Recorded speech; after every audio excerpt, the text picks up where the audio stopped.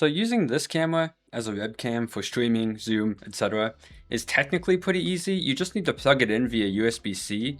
However, what you should know about is that USB-C is limited to 1080p 30 FPS. If you want to shoot the maximum resolution out of this camera, you need to do things a little bit differently. So instead of USB-C, we need to connect our camera with something known as a cam link device.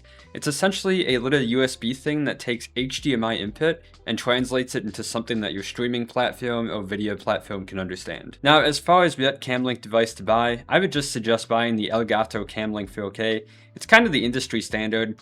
I've tried like the $15 cheap third-party alternatives and they honestly just kind of suck. In addition to that, you'll need a micro HDMI to HDMI cable. I'll have links for these things in the description, of course.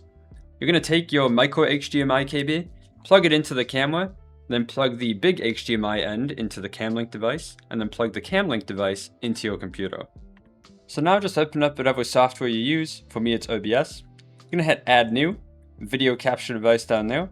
And then you're going to select something like USB 3 camera. It might say Elgato Cam Link, something like that. Hit OK. And now you can see it's picking up the camera.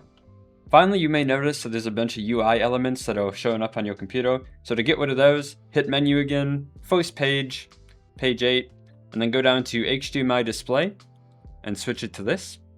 And now you can see you have a completely clean HDMI output to your computer.